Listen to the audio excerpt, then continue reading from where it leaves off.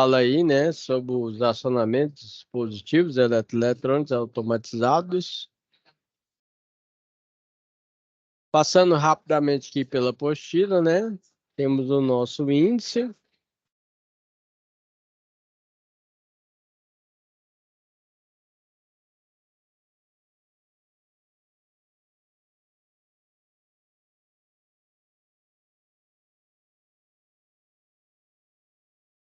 E aí,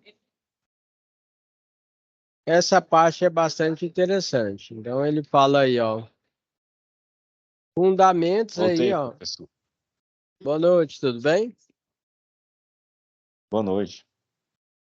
Então, nessa matéria aqui, ó, ele fala sobre fundamentos físicos aí da pneumática, propriedades, produção, preparação, distribuição do ar-condicionado, construção e função dos elementos de trabalho. Nessa matéria a gente vai estar trabalhando aí com pneumática, ok? Vamos estar desenvolvendo aí projetos, né, no software CAD Simo, ok? Certo? Projetos desenvolvidos aí com referência aí da indústria, com maquinários, né, com inovação e tecnologia. Aí vamos pegar processos produtivos para estar realizando aí esses circuitos. Então aqui, ó, nessa parte aí ele fala, ó, as máquinas estão se tornando aí cada vez mais automatizadas a fim de gerar aumento de produtividade e reduzir o esforço e erro humano nos processos. Existem diversos maquinários que utilizam aí o ar, né, da atmosfera para gerar força e realizar trabalho, como, por exemplo, válvulas pneumáticas, né? Aí nós temos tanto pneumática como eletropneumática, que depois vocês vão ver mais à frente, que atuam através do uso do ar comprimido. Neste capítulo aí, ó,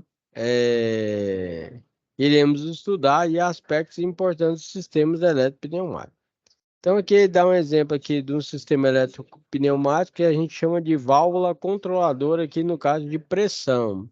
Aí nós temos válvula controladora de pressão, válvula de controlador de vazão, ok? Certo?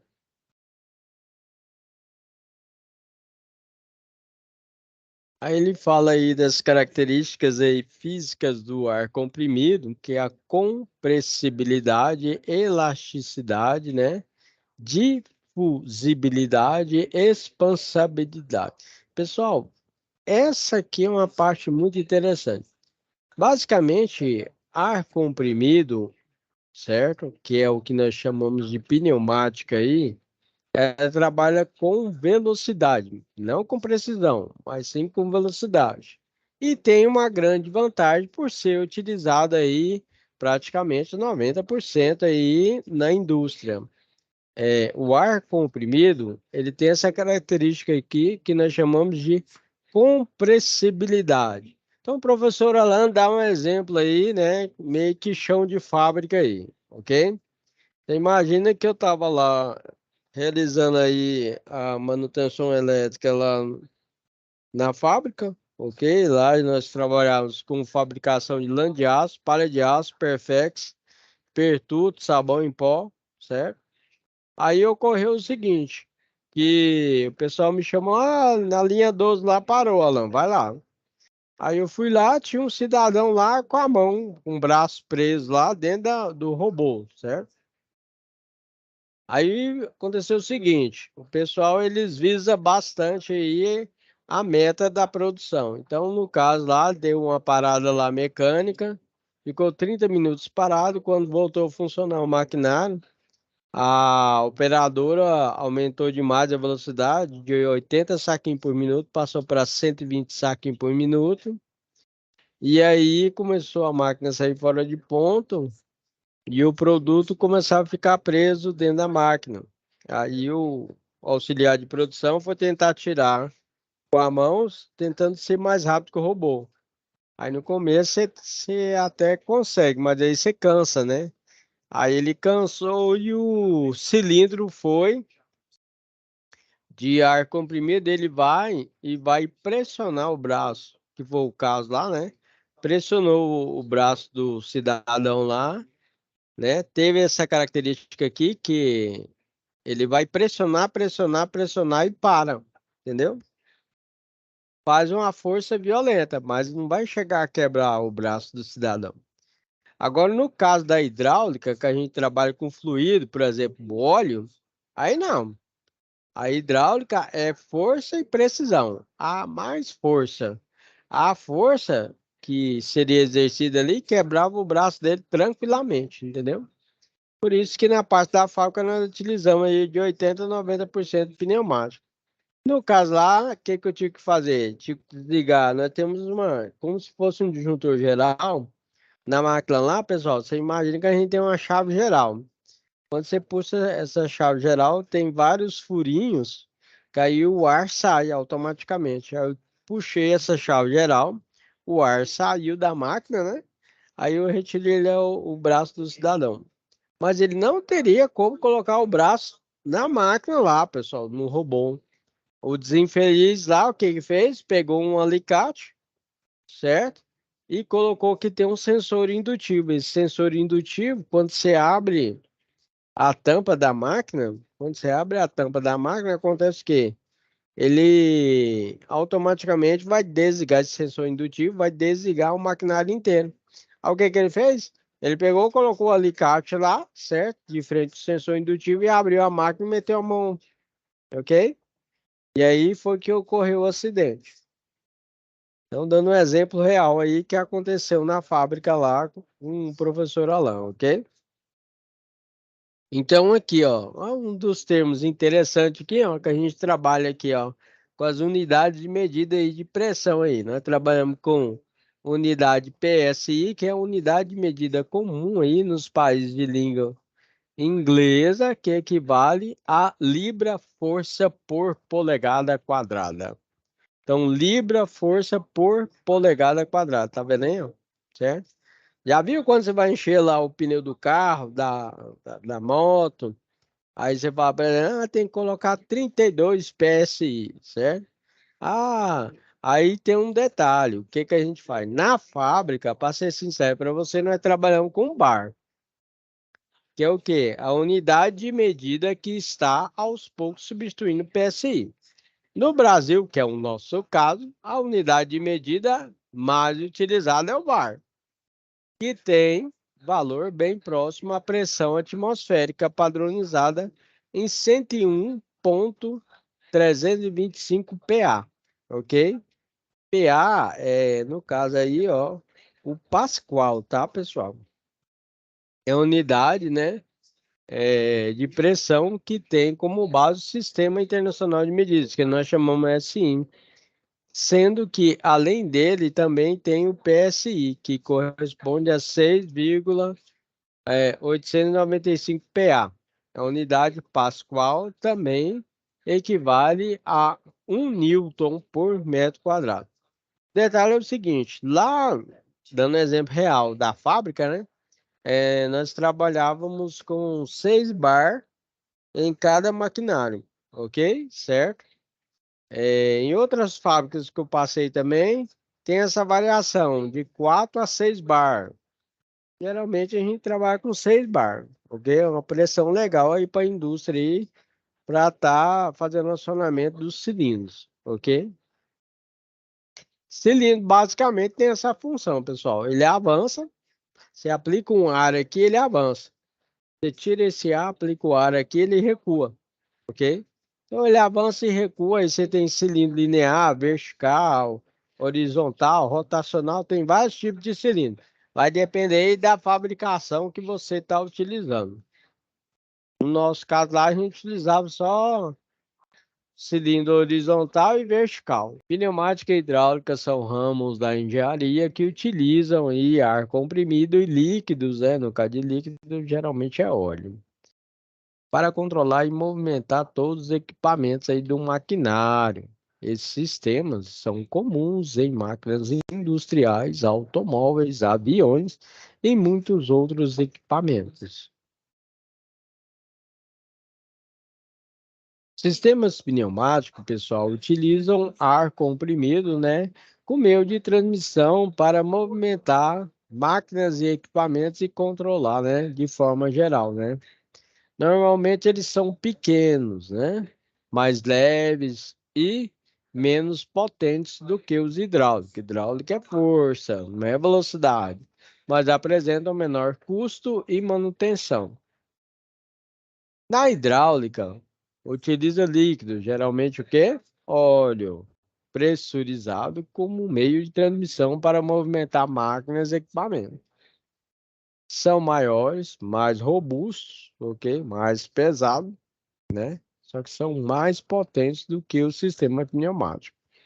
São comuns em equipamentos que exigem força, precisão e confiabilidade. Características da pneumática, né? Envolve rapidez, aceleração e desaceleração de componentes, permitindo movimentos precisos e rápidos. Design simples e leve e baixo custo de manutenção. Como descrevi para vocês, no sistema pneumático nós utilizamos unidades de serviço para preparação do ar comprimido, que consistem em diferentes. Nós temos aí esse sistema que nós chamamos de lubrifio, tá vendo? Ele faz um tratamento do ar. Então você entra com a mangueira aqui do ar e sai aqui para, né, a nossa linha. Temos válvulas direcionais aí com acionamentos, válvulas com acionamento, tá vendo aqui, ó, com a alavanca aqui, válvula de bloqueio, ou seja, você fecha o ar, ele faz a liberação do ar, entendeu? Simbologia pneumática. Na simbologia, o número de posições é definido pela quantidade de quadrinhos que nós temos aí, tá vendo? Então, no caso aqui, ó, temos dois quadrados, né? Duas posições. Uma, duas. Temos três quadrados, três posições. Um, dois, três. Então, essa válvula é duas posições. Essa daqui é três posições. Um quadrado, dois, três. Tá vendo aí? Né? Duas posições, três posições. Simbologia pneumática. Com inovação e tecnologia, com o professor Alan. Número de vias, né? Certo? Que é definido aí de acordo aí, né? Com a nossa necessidade e aplicação, ok? Certo? Podendo ser de duas, três, quatro, cinco vias. Então, às vezes eu vou falar, ó, essa válvula é duas vias, que a válvula é três vias, essa válvula é quatro vias, essa válvula é de cinco vias. E são representadas pelos símbolos internos que estarão desenhados no interior dos quadrados referentes às posições. Os símbolos que encontramos aí são setas, tá vendo aí, ó, né? E nós temos o T aqui, né? Certo? Que indica que tá o quê? Fechado. Então, por exemplo, você ia contar aqui, ó, um, dois, três, quatro. Fechado, ok? É importante salientar que nós temos aí duas normas. Essas normas para a pneumática hidráulica nós chamamos de norma ISO e norma DIN, ok? Né?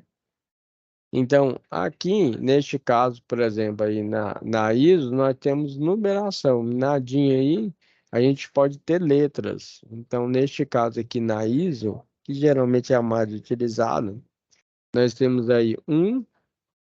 E no nadinha é o quê? P de pressão, tá bom? Certo? Exaustão 3 de 5, né? E nadinha aí nós temos R e S. Saída 2 de 4 na ISO. E nadinha nós temos B e A. Piloto nós temos 14 e 12. E nadinha nós temos Z e Y. Aí tá um exemplo aí, ó. Por exemplo, nós temos aí, ó, duas vias. Tá vendo aí que é bloqueio? Nós temos aula de três vias, então você conta, ó. Um, dois, três. Um, 2. 1, 2, 3. 2 vias.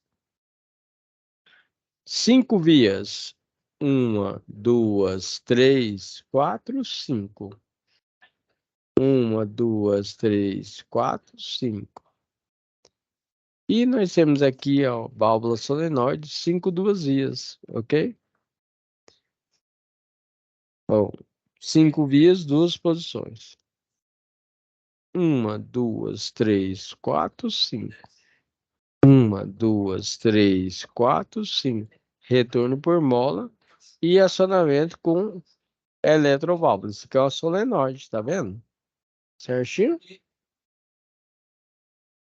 E aí nós temos acionamentos. Os acionamentos podem ser vários. Então nós temos aqui, ó, muscular, né? Botão, pedal, né? Nós temos mecânicos aqui, né? Fim de curso, que nós chamamos de rolete, retorno por mola, pneumático. Pneumático é quando trabalha com ar, tá? E o elétrico, tá vendo o símbolo da bobina aqui, ó? Certinho?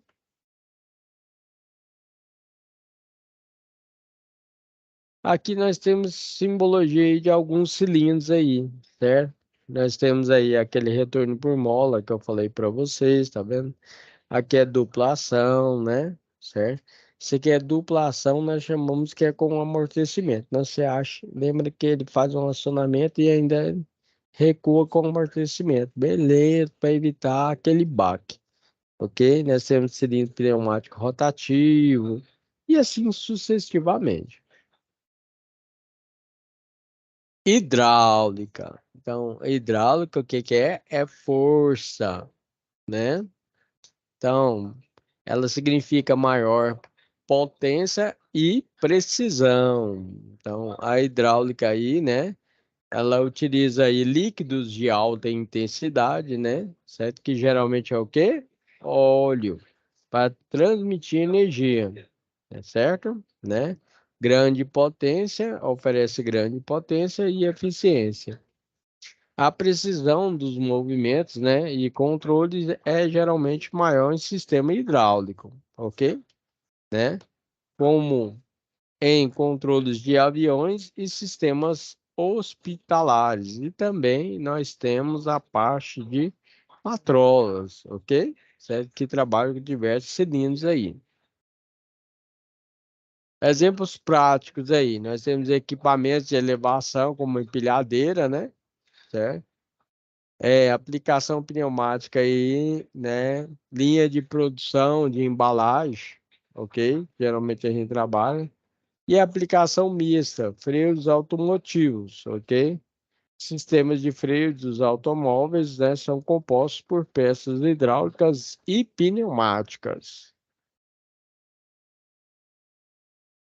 Manutenção e segurança, cuidados na manutenção. Os sistemas pneumático e hidráulico exigem aí, né, manutenção preventiva, corretiva, quando é o caso, né? E nós temos que fazer uma verificação daquele sistema de tratamento do ar, ok? Que são os filtros, ok? E durante toda a linha, tanto na pneumática como na hidráulica, a gente tem que verificar aí, né?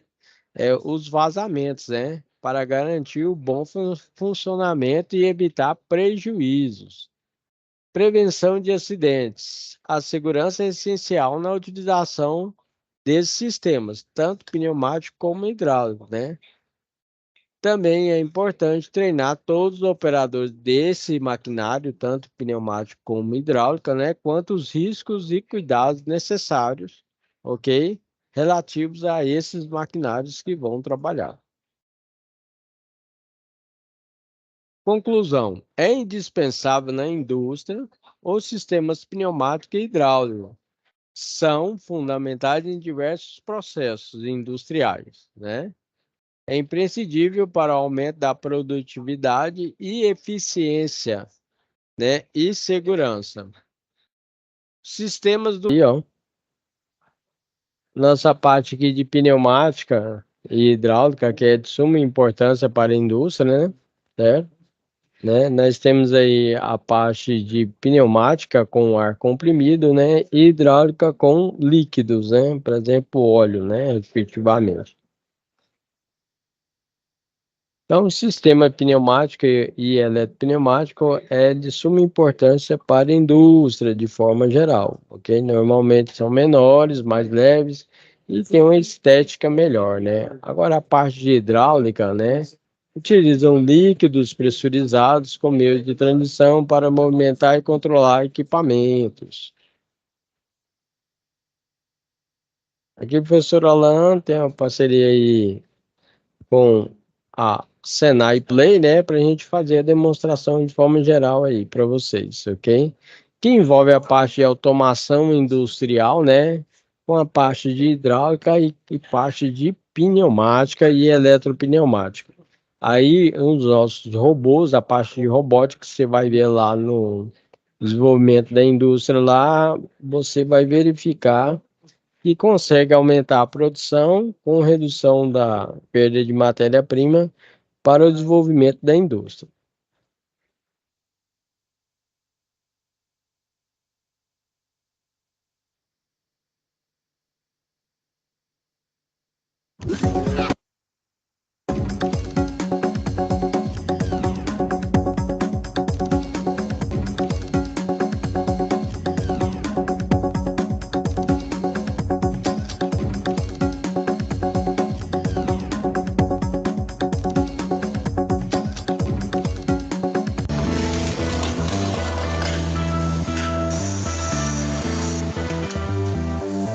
Quando pensamos no futuro da indústria, geralmente nos vem à mente a imagem de máquinas e de robôs substituindo o trabalho do homem. No caso da indústria automotiva, por exemplo, isso já é realidade. O crescimento meteórico do consumo e a criação das linhas de montagem deram origem à automação industrial, que hoje é realidade ao redor do mundo.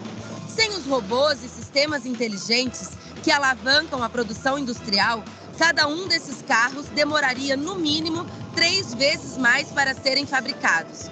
As indústrias estão em constante evolução, adotando cada vez mais processos automatizados de fabricação. Com esses sistemas, a produtividade aumenta, os custos tendem a cair e a qualidade se torna cada vez mais consistente.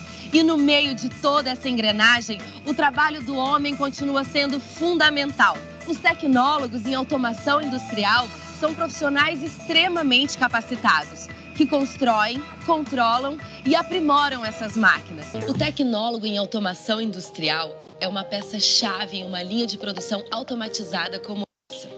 Esse profissional de graduação superior já se insere no mercado de trabalho rapidamente. Desenvolvem produtos de eletrônica, instrumentação, controle e supervisão de processos industriais, além de executarem projetos de máquinas inteligentes e componentes robotizados, cuidando também da instalação, do monitoramento e da manutenção desses sistemas.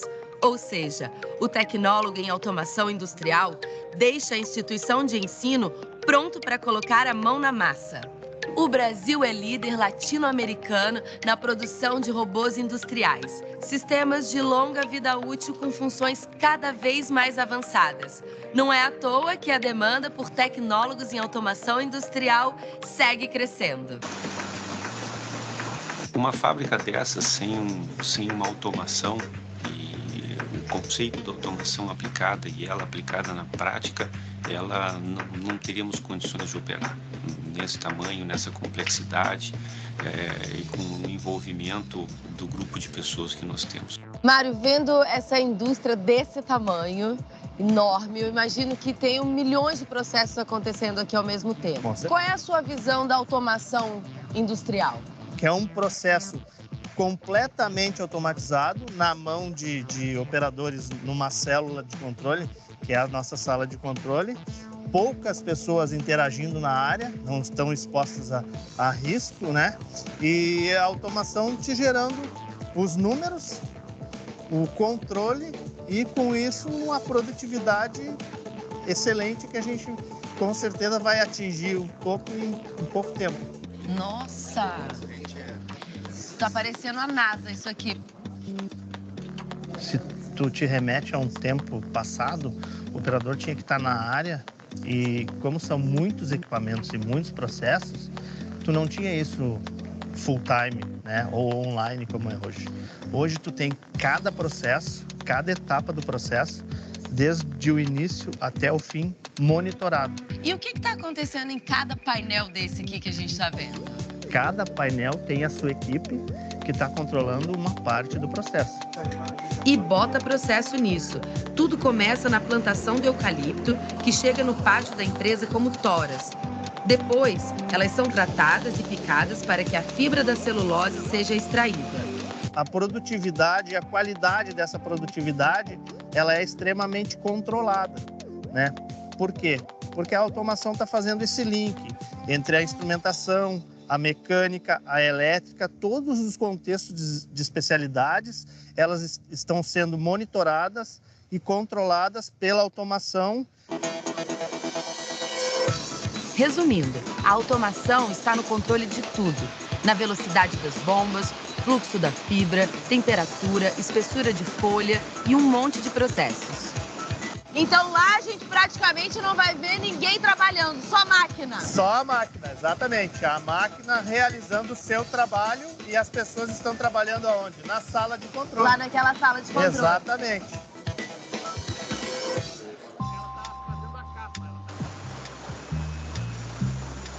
Então essa é a folha de celulose. Essa é a folha de celulose. Esse é o nosso produto.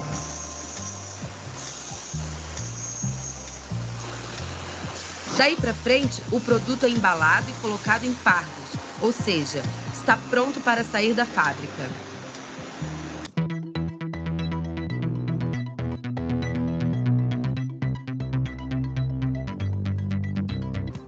Aqui na Faculdade Senai de Tecnologia em Porto Alegre, um grupo de alunos está preparando um trabalho na área mais avançada em automação, a robótica.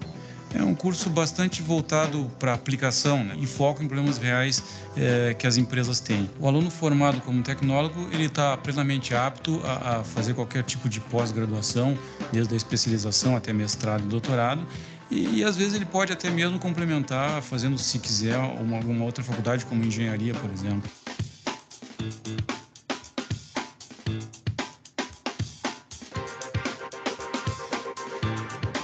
Eu escolhi a automação industrial porque ela abrange a área da eletrônica, da mecânica, da informática, tudo numa coisa só. Cada peça vai ser solicitada por um botão. Show de bola, tá embarcado já o programa aqui. Com a idade que eu tô, eu já ia ter uma profissão mais cedo, para depois correr atrás de uma engenharia, de um mestrado, alguma coisa assim. Então acho que foi questão assim, do tempo que eu ia levar para terminar o curso.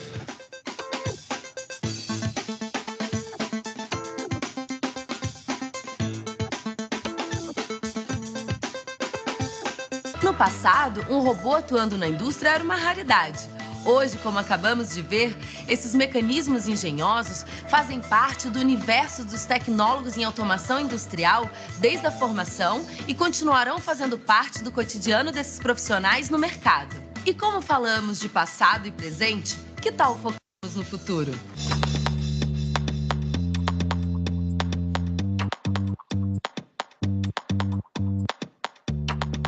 Além de facilitarem as operações das indústrias, as tecnologias de automação também geram sistemas mais eficientes e inteligentes para o nosso dia a dia, como é o caso da medição de energia. Hoje podemos contar com medidores individuais em nossas casas, que registram o consumo com precisão. Agora, o foco é o futuro da automação industrial. Então, nós vamos conhecer profissionais da empresa Elster, especializada em tecnologias automatizadas de medição. O Stênio é um deles. A sua história como tecnólogo em automação industrial começou cedo.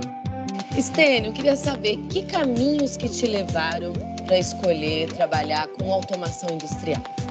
Já lá na infância, nasce aquela curiosidade, aquela vontade de querer saber como as coisas funcionam, de querer desmontar as coisas do pai, querer usar ferramenta. Estragou muito radinho. Muito radinho, e quando montava sempre sobrava uma peça, eu não sabia o que era.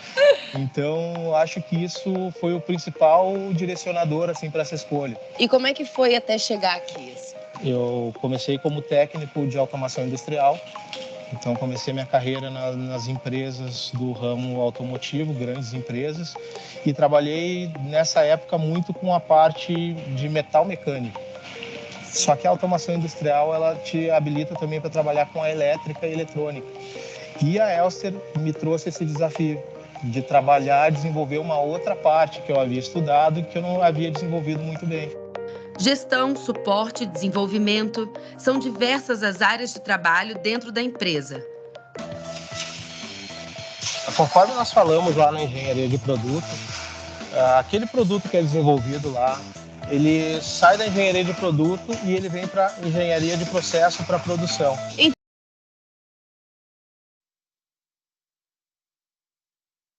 Tecnologias que estão disponíveis para a indústria. E é sobre isso o tema do vídeo de hoje. Roda a vinheta!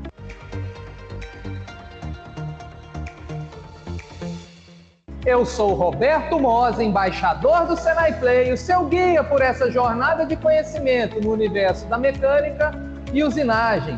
E hoje estou aqui no Senai 4.0, mais especificamente na bancada de montagem da Fábrica 4.0. Aqui do meu lado está o Gabriel, que vai nos mostrar como essas tecnologias 4.0 conseguem trabalhar juntamente com os humanos. Gabriel, muito obrigado aqui pela oportunidade, por nos receber. E agora explica pra gente, como isso daqui consegue trabalhar junto com a gente? Então, Roberto, essa bancada de montagem ela foi idealizada para ter o trabalho de um único operador junto com tecnologias da indústria 4.0. Então, a gente tem robótica colaborativa, a gente tem impressão 3D utilizado para os módulos de encaixe, a gente tem visão computacional para teste de qualidade e o principal de tudo é o módulo IoT para poder pegar todas as informações da bancada e jogar nos supervisórios online, beleza? Nossa, muita tecnologia mesmo. E me explica aqui melhor, como cada etapa vai funcionar nesse processo de fabricação? Então, essa bancada foca na integralização da operação manual com as tecnologias. Primeiro, o operador faz a montagem de uma peça, por exemplo, a garrafinha, de forma manual. Vou apresentar aqui uma para vocês.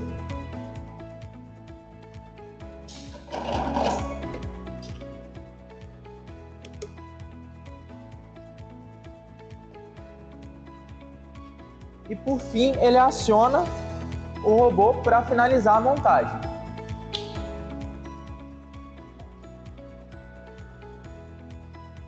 Ao finalizar a montagem, o próprio robô já direciona para teste de qualidade, que verifica a qualidade da minha garrafinha. Se ela estiver ok, finaliza e já cai a contagem de quantidade produzida de produtos aceitáveis. Isso realmente é uma ferramenta que auxilia bastante nos processos, principalmente como podemos observar aqui, o robô ele faz uma atividade que seria um movimento muito repetitivo, que é o de fechar a tampa da garrafinha. Imagina um operador o dia todo fazendo esse movimento na linha de montagem. A gente reduz os riscos de ergonomia também, não é isso? Com certeza. E a utilização do exoesqueleto também ajuda, porque a gente consegue trabalhar sentado e levantar para poder realizar outras atividades. Ela é pensada para ser ergonômica também e auxiliar o próprio operador. Inclusive cumprindo com alguns requisitos das normas de ergonomia, que o operador ele deve poder trabalhar tanto em pé quanto sentado em algumas atividades repetitivas. Ele consegue escolher se ele se sente mais confortável em pé ou se ele se sente mais confortável sentado, não é isso? Com certeza. E outra coisa também que nós podemos observar é a questão do controle de qualidade utilizando as tecnologias 4.0. Uma pessoa, para fazer esse controle de qualidade manual, muitas vezes ela ia precisar de instrumentos de medição, gabaritos, até a própria atenção da pessoa, que no decorrer do dia ia acabar se perdendo ali ou perdendo a concentração por algum outro motivo, diminuindo muito essa produtividade. E a tecnologia já faz essa análise aqui integrada, utilizando visão computacional, que identifica se a garrafinha está perfeita ou se ela tem algum defeito, considerando ali o nível de tolerância de falha e aprovando ou descartando essa garrafinha. Muito interessante, Gabriel. E por falar em segurança, vocês devem estar achando estranho aqui um robô aqui do meu lado, eu tenho acesso a ele. O Gabriel mostrou aqui pra gente trabalhando livremente ao lado do robô. E aquilo que muita gente pensa, e se esse robô se revolta contra a gente e ataca o Gabriel? O que acontece, Gabriel? No caso desse robô, ele é colaborativo, então qualquer esbarrão que ele tenha em qualquer pessoa ou a colisão com outros objetos, ele para automaticamente, o operador só tem que reabilitar ele e ele já continua de onde ele parou. Então, mais uma tecnologia para auxiliar e a gente conseguir trabalhar juntamente com a tecnologia. A gente não precisa mais o robô estar de um lado e o humano do outro, né? Dá para trabalhar com essa colaboração, como se o robô aqui fizesse parte também desse processo de montagem, como se fosse um outro operador. Então também temos aqui um controle de produção a respeito dos produtos que estão sendo produzidos. Então a gente consegue medir a produtividade dessa célula de montagem, identificar quantos produtos bons foram produzidos e quantos produtos com defeito foram produzidos. Com isso, a gente consegue identificar possíveis falhas e necessidade de manutenção ou readequações do projeto de montagem. Uma outra vantagem também que essa tecnologia nos permite é a facilidade no setup em realizar operações diferentes. Agora mesmo nós estávamos vendo aqui a fabricação e a montagem dessa garrafinha. Nós podemos facilmente mudar, por exemplo, para um martelo como esse. Por quê? A tecnologia é capaz de armazenar várias tarefas diferentes e basta algumas poucas informações para ele saber que não está mais produzindo as garrafinhas e começou então a produção do martelo. Vamos dar uma olhadinha.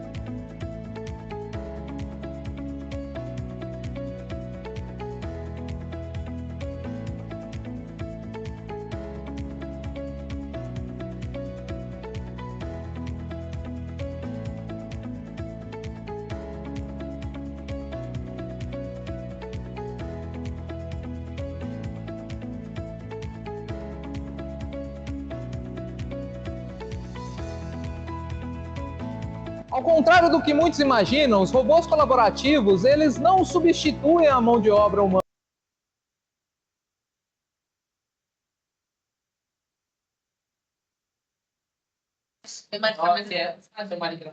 Beleza. Finalizando aqui, ó. Dando continuidade, né?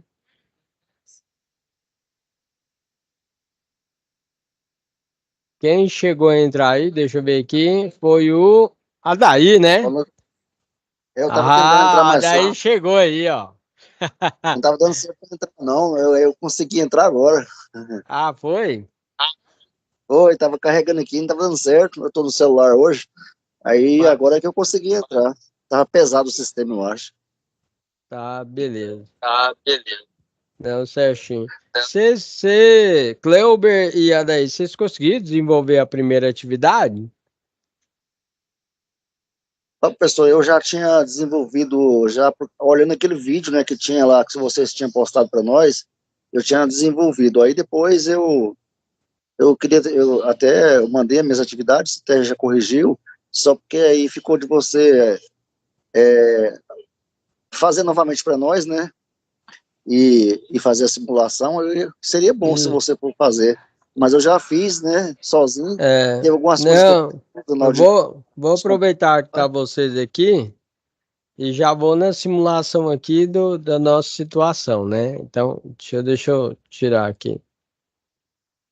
Beleza. Que eu preparei a simulação aqui, certo? Aqui. Então, esse aqui é o Fluid Sim. Você está conseguindo enxergar aí? Oh. Então, beleza. Aí a gente tem a parte pneumática e a parte hidráulica, certo? Então, aqui, ó, deixa eu fazer um negócio aqui que fica melhor para vocês, certo? Aqui, na ó. verdade, quando eu fiz, aqui, ó. eu tinha feito assim, simulado separado, eu não tinha conseguido fazer desse tipo aí, junto tudo, entendeu? Montou esse primeiro, esse segundo aqui. Esse aqui é o que a gente chama, que a gente alinha as coisas da pneumática hidráulica com a eletricidade, certo? Aí tem essa parte que a gente chama de end, ou seja, só se eu apertar esse que liga aqui, entendeu? Esse aqui é uma lógica, esse aqui é uma lógica ou eu ligo esse daqui, ou eu ligo esse daqui, entendeu? Ah, tá. Talvez eu estou meio confundindo, mas eu não sei se foi nessa forma que você está falando que eu fiz. Eu fiz quando eu estava simulando individual, cada comando separado, entendeu? Tá, eu vou tentar aqui do jeito que você falou. Você apertou primeiro e depois apertou ESC ou apertou o ESC primeiro? Não, segurei o ESC, apertei com o ESC segura, aí ele segurou lá na frente. Aí eu quando eu acionei a outra, aí a outra travou também, a outra segurou. Porque só dá, se você não apertar as duas de uma vez, aí você tem que soltar as duas mãos, né? Aí no celular não tem jeito. Né? Tenta pra você ver o teclado. Vai, deu certo. Você viu? Deu certo, é isso aí, ó. Foi assim que eu consegui fazer lá. Ah, deu certo, Garotinho. Eu não sei o que ela segura aí, não. Assim, eu não cheguei muito a interpretar. Você consegue enxergar aqui que avançou, beleza? Foi, aí quando eu segurei, aí ela prendeu, aí ela firmou, aí quando eu acionei a outra, ele deu o comando. É porque aqui é o seguinte, teoricamente é o seguinte, imagine isso aqui é uma prensa, certo? E aí, geralmente na fábrica acontece muito se não tiver um sistema de proteção, o que acontece? Aí o caboclo pega e faz o seguinte, ó, ele aperta aqui, ó, certo? E aí, agora voltou, peraí, vamos ver se vai dar certo. Aí, ó, agora sim, quando você aciona o ESC, ele fica diretão, não pode não. Aqui, ó, você imagina que é a indústria, certo? Esse aqui é uma prensa. E aí, se ele não acionar com as duas mãos aqui, na hora que ele aciona aqui e mete a mão lá embaixo da prensa lá para tirar qualquer material lá que ele... aí vai prensar em cima da mão dele, né? Acidentalmente, né? E isso já aconteceu, você imagina que várias vezes. Aí o que é esse sistema aqui, ó? A gente coloca ele tem que acionar os dois botões, né? Para avançar, tá vendo? Se ele retirar a mão, acontece o quê? Aí ele volta à posição inicial, entendeu? Essa ideia de se segurar aí com essa, que é só para a gente aprender a simular, para ver se o circuito ficou bom, né? Que aí dava para poder ter certeza que tinha ficado montado correto. Mas na real, igual você falou, ele não vai poder funcionar assim na prática, né? E outro detalhe é o seguinte, aí nas máquinas, lá, por exemplo, vou te dar um exemplo, lá na indústria que eu trabalhava lá, tinha uma prensa lá, aí a gente tinha esses dois botões aqui, e além desses dois botões, você imagina que tem um sensor de barreira. A gente coloca aqui de um lado aqui um emissor, e do outro lado coloca aqui tipo um espelhinho, sabe? Que é o receptor. Aí se caso acontecer de cortar essa barreira aqui, o que faz? A máquina para geral, entendeu?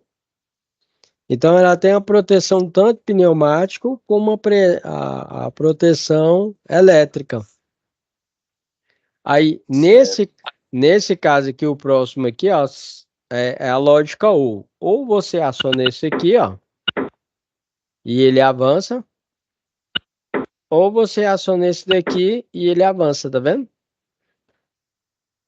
Inclusive, a gente montou agora na primeira aula presencial, agora a gente montou lá a primeira aula, ficou bem legal, porque antes eu tava nem tava gostando muito desse negócio aí. Quando eu vi essa simulação aí, essas peças que eu não conhecia, só no diagrama só, eu ficava assim. Aí depois que a gente fez a presencial lá, que a gente viu o negócio funcionando na mão, montando, aí deu vontade até de montar mais. É.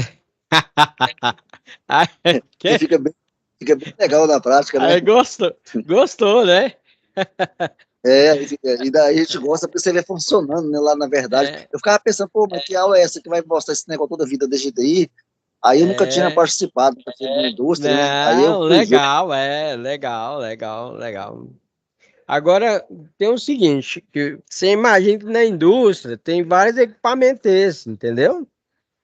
E aí o que acontece? Tem que ter o silenciador, se não tiver essa parte aqui, ó, que faz um barulho lascado, entendeu? Pois é, a gente chegou até a montar ele na prática lá, na aula lá hoje. Aí a gente foi ver a importância, né, que tem o comando completo, né, depois de montadinho, completinho, né? Aí aqui é só pneumático, ó. Aqui é a parte que é só com ar. Agora a parte aqui já é com botoeiras, então a gente fala que é eletropneumático. Aí, no caso lá, vocês montaram eletropneumático? Pô, montou porque aí nós já fez ela avançar, recuar através das botoeiras.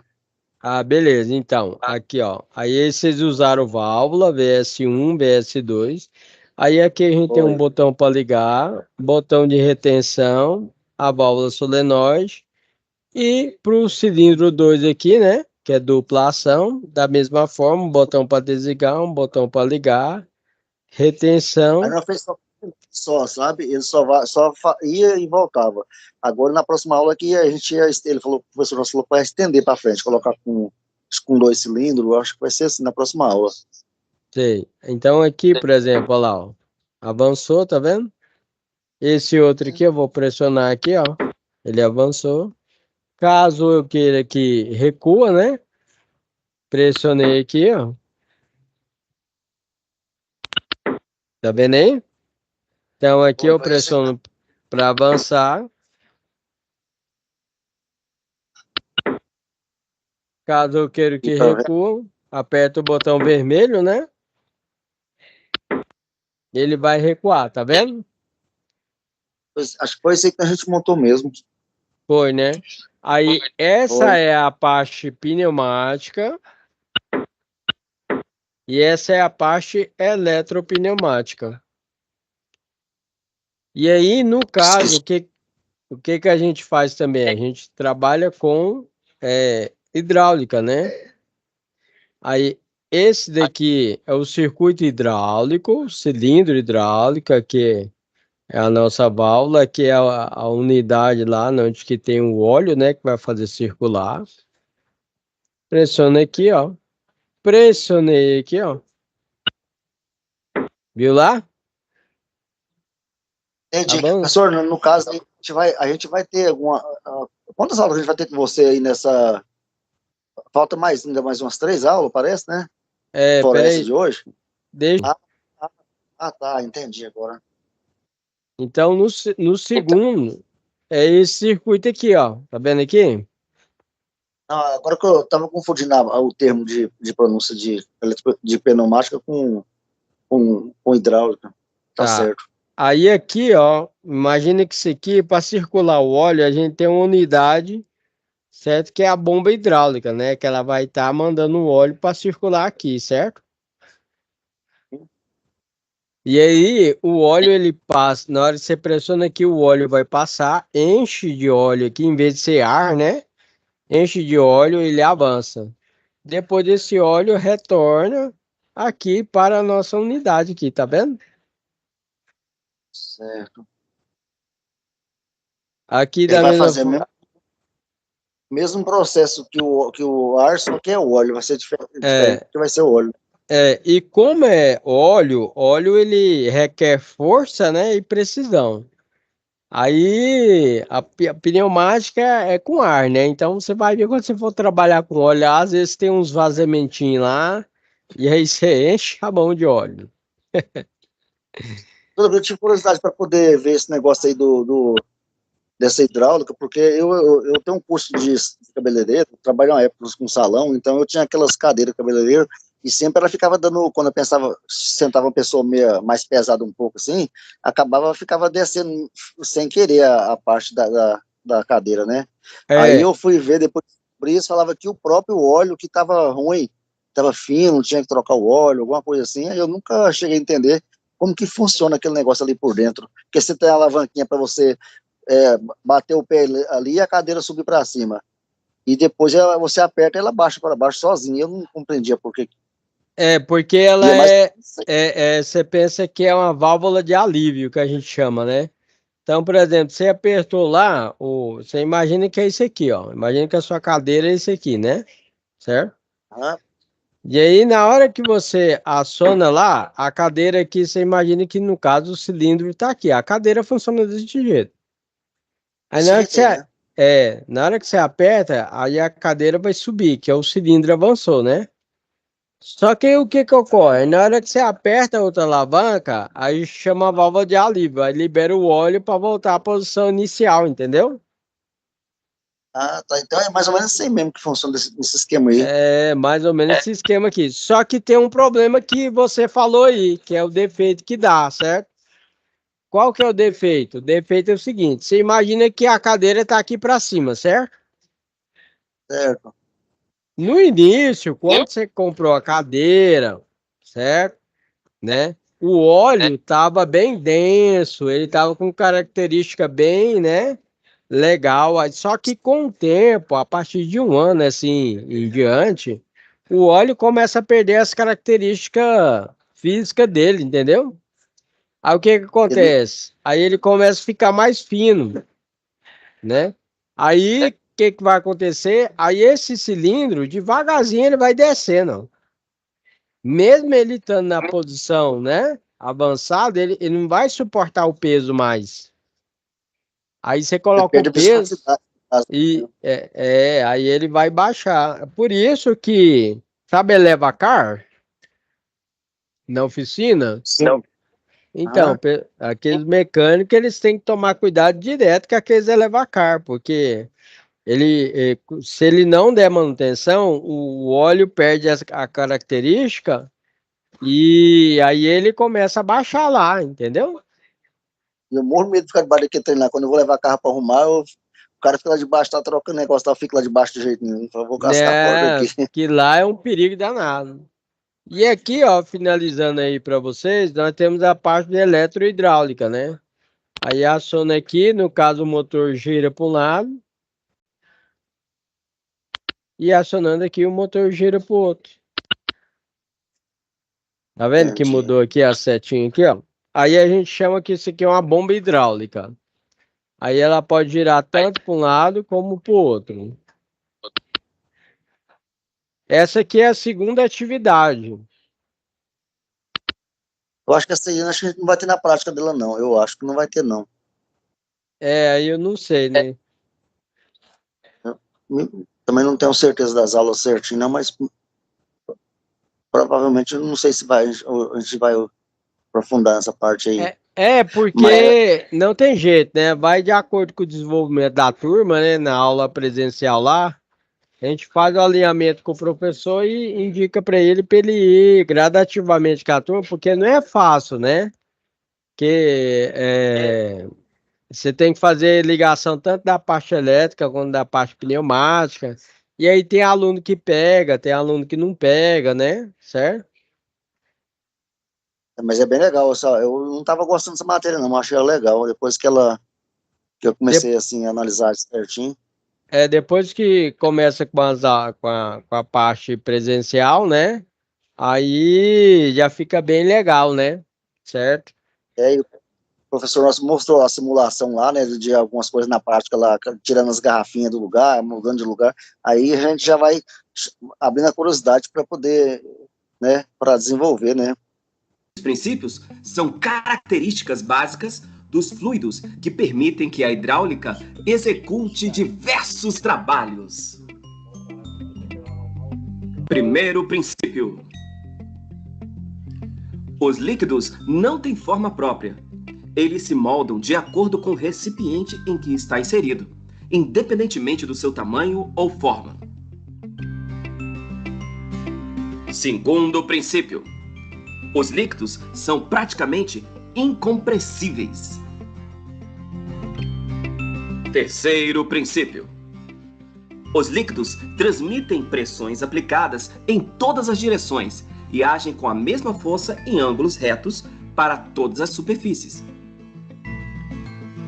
Quarto princípio, os líquidos sob pressão seguem a trajetória da menor resistência.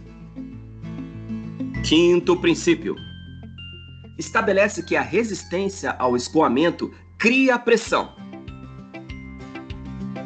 Sexto princípio, estabelece que o escoamento através de um orifício ou passagem estreita resulta em queda da pressão, que é diretamente proporcional ao escoamento e inversamente proporcional à área de abertura do orifício.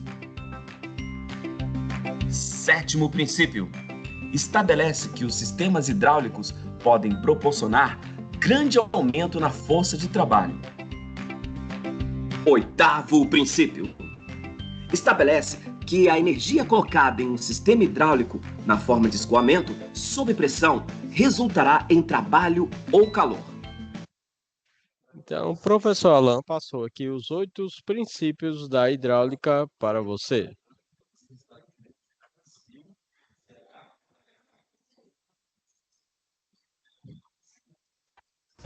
Os exemplos de vedação existentes são do tipo: o ring, também chamado de anel de borracha, é um vedador simples e versátil, adequado para aplicações com fluido parado ou em circulação. Retentor. Esse é usado para impedir a saída de lubrificantes e evitar a entrada de impurezas do meio externo. E as juntas de papelão hidráulico, indicadas em processos que trabalham em baixas temperaturas e baixas pressões. Mas para uma adequada seleção do elemento de vedação, é preciso investigar em quais os parâmetros de pressão e temperatura o fluido trabalha, se é corrosivo e se há necessidade de algum trabalho nas superfícies da junção. Se for uma junta de papelão hidráulico, por exemplo, é preciso se certificar se é um item comercial ou se será necessário a fabricação devido ao perfil especial. Já no critério da especificação do material da junta de papelão hidráulica mais adequada, deve-se levar em consideração a aplicação conforme o quadro. Aqui você pode observar o tipo de junta, a classe de pressão e as condições de temperatura. Tranquilo até aqui? Continue lendo o material